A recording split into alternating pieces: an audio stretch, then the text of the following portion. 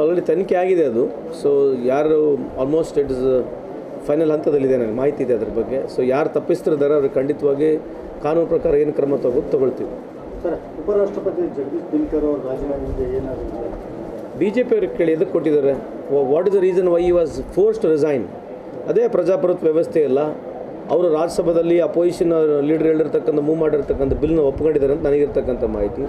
ಹಂಗಾಗಿ ಎಲ್ಲರೂ ಒತ್ತಡ ಮಾಡಿ ಅವರಿಗೆ ಇವತ್ತು ರಾಜೀನಾಮೆ ಕೊಡಿಸಿದ್ದಾರೆ. ಸರ್, ಧರ್ಮಸ್ಥಳದಲ್ಲಿ ಶವ ಹಾಕಿದ್ದರು. ಇವತ್ತು SIT ಆಲ್ರೆಡಿ ಕಾನ್ಸ್ಟಿಟ್ಯೂಟ್ ಆಗಿದೆ. ಸೊ ಅದರ ಬಗ್ಗೆ ಈಗ ತನಿಖೆ ನಡೀತಾ ಇದೆ. ಅದರ ಬಗ್ಗೆ ಮಾತನಾಡೋದು ಸರಿಯಲ್ಲ ಅನ್ಸುತ್ತೆ. ನೀವು ಹೇಳೋದು ನಿಜಕ್ಕೂ ಕರೆ ಇದೆ.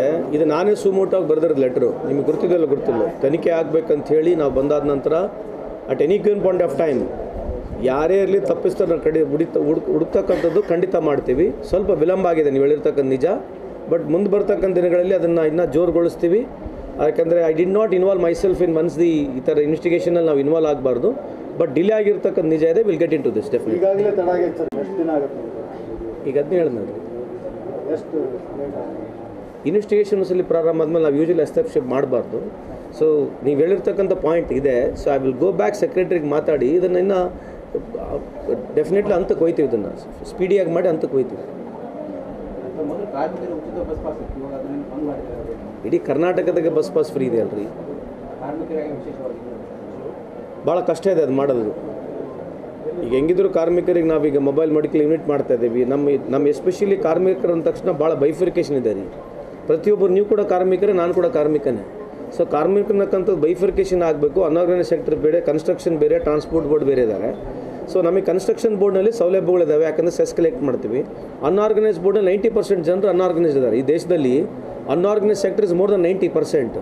ಸೊ ಕಾರ್ಮಿಕರ ಅಂದ ತಕ್ಷಣ ಬರೀ ಕನ್ಸ್ಟ್ರಕ್ಷನ್ ಬೋರ್ಡ್ನ ಅಷ್ಟೇ ಕನ್ಸಿಡರ್ ಮಾಡಿಬಿಡ್ರಿ. ಅಗ್ರಿಕಲ್ಚರ್ ಲೇಬರು ಕಾರ್ಮಿಕರು, ವರ್ಕರು, ಅನ್ಆರ್ಗನೈಸ್ ಸೆಕ್ಟರ್ ಅಂತಕ್ಕಂಥ ಪ್ರತಿಯೊಬ್ಬರು ಕಾರ್ಮಿಕರಾಗಿರ್ತಾರೆ. ಸೊ ಹಂಗಾಗಿ ನಮ್ಮ ಇಲಾಖೆಯಲ್ಲಿ ಅನ್ಆರ್ಗನೈಸ್ ಸೆಕ್ಟರ್ನಲ್ಲಿ ಬಸ್ ಪಾಸಿಗೆ ಕೊಡ್ತಕ್ಕಂಥ ದುಡ್ಡಿಲ್ಲ.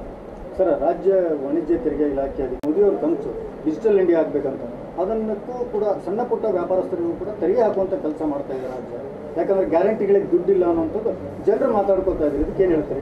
ಎಲ್ಲಿ ಇಷ್ಟವರೆಗೆ ಏನು ಜನರು ಮಾತಾಡಿಲ್ಲ, ಈಗ ಬಂದ ತಕ್ಷಣ ಜನರು ಮಾತಾಡೋದು ನೀವು ಹೇಳ್ತೀರಿ. ಹೇಳೋದು ಮಾತಾಡ್ತಾ ಇದ್ದಾರೆ ಸರ್. ಈಗಾಗಲೇ ನಾವು ಸುದ್ದಿನೂ ಕೂಡ ಬಿತ್ತರ ಈ GST ಪರವಾಗಿ ಜನರು ಏನು ಮಾತನಾಡಿಲ್ವಾ? ಜನರು ಅದಕ್ಕೂ ಮಾತಾಡಿದ್ದಾರೆ ಸರ್. ನಾ ಕೇಳಿದ್ದು ಇದಕ್ಕೂ ಒಂದಕ್ಕೆ ಸರ್. ಎರಡಕ್ಕೂ ಕೇಳಿ. ಈಗ ರಾಜ್ಯ ಸರ್ಕಾರ ತೆರಿಗೆ ಏರ್ತಾ ಇದೆ ಅಂತ ನಿಮ್ಮನ್ನ ಕೇಳಬೇಕಾಗ್ತದೆ. ಅದೇ ರೀ, ಅದ್ರ ಜೊತೆಗೆ ನೀವು ಮುಖ್ಯಮಂತ್ರಿಯವರು ಇದ್ರ ಬಗ್ಗೆ ಸಭೆ ಕರೆದಾರ ಅಂತ ಕೂಡ ನೋಡಿಲ್ವಾ? ನೋಡಿದ್ದೀನಿ ಸರ್. ವೇಟ್ ಮಾಡಿ. ನಿಮ್ಮ ಅದೇ ಹೇಳಿದ್ನಲ್ರಿ, ಮುಖ್ಯಮಂತ್ರಿಯವರು ಇದಕ್ಕೆ ಸಭೆ ಕರೆದಿದ್ದಾರೆ. ಜಸ್ಟಿಫಿಕೇಷನ್ ಆಗುತ್ತೆ. GST ಅಂತಕ್ಕಂಥದ್ದು ಇದು ಇನ್ಕ್ಲೂಸಿವ್ ಆಗಿರೋದ್ರಿಂದ. ಈಗ ಪಾಪ್ಕಾರ್ನ್ ಬಗ್ಗೆ ನೀವು ಮಾತಾಡಲ್ವಾ? ಪಾಪ್ಕಾರ್ನ್ ಒಂದು ಮಸಾಲ ಪಾಪ್ಕಾರ್ನ್ ಇದ್ದರೆ ಒಂದು GST ಇದೆ, ಖಾಲಿ ಪಾಪ್ಕಾರ್ನ್ ಇದ್ದರೆ ಒಂದಿದೆ, ಅದಕ್ಕೆ ಹನಿ ಇದ್ದರೆ ಒಂದಿದೆ GST. ಮಾತಾಡೋಂಗಿದ್ರೆ ಸಂಪೂರ್ಣ ಬಗ್ಗೆ ಕುತ್ಕೊಂಡು ಮಾತಾಡೋಣ. ಸೊ ನೀವು ಕೇಳಿರ್ತಕ್ಕಂಥ ಪ್ರಶ್ನೆಗೆ ಮಾನ್ಯ ಮುಖ್ಯಮಂತ್ರಿ ಆಲ್ರೆಡಿ ಸಭೆ ಕರೆದಿದ್ದಾರೆ. Definitely will come up with solution.